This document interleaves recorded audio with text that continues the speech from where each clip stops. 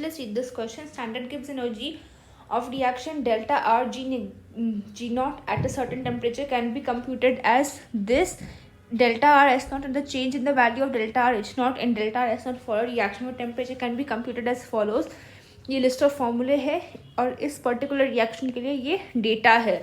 तो अब हमसे पूछा गया है कि what is the delta R G not at 320 kelvin. तो इसके लिए सबसे पहले जो हमें इन्फॉर्मेशन चाहिए वो है जो हमने ऑलरेडी पहले से कैलकुलेट किया था, डेल्टा आर एस नॉट.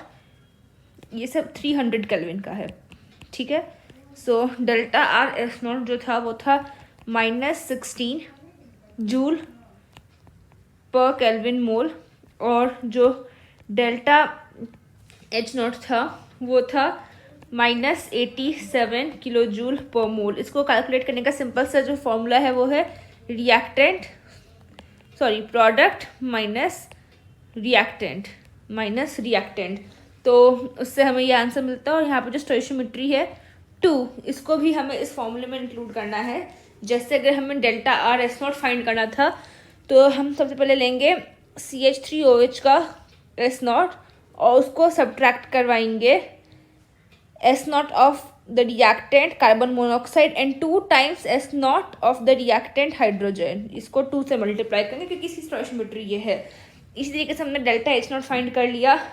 अब जब इन दोनों को फाइंड आउट कर लिया है तो हमारे को जो तीसरी चीज़ चाहिए वो है delta R C P not.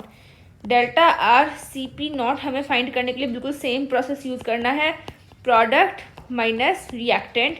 और इसको करते हुए हमें जो आंसर मिलता है when we use the values given in this part of the question, तो delta R Cp naught comes out to be 44 minus 29.4 minus 2 times of 28.8 equal to minus of 43 joule per Kelvin mole.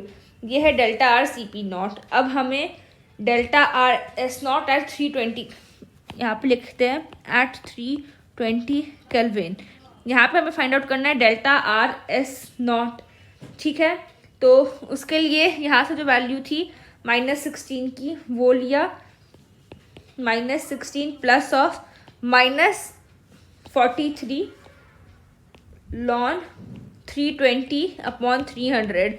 ये formula है basically equal to S naught जो 300 का था, S naught 300 plus delta C P naught ln temperature. तो basically यहाँ पर T2/T1 ले सकते हैं. तो ये वाला फॉर्मूला जो है इस फॉर्मूले को यूज़ कर रहे हैं. So the answer comes out to be equal to -18.58. ये है delta R S naught 320. Similarly delta R H naught 320 जो है बिल्कुल इसी तरीके से आएगा -87.86. इनकी यूनिट्स जो होती हैं रिस्पेक्टिवली यहाँ पर किलो जूल पर मोल, यहाँ पर जूल पर केल्विन मोल. अब हमें वो फॉर्मूला लगाना है del G is equals to del H minus T delta S gives Helmholtz equation.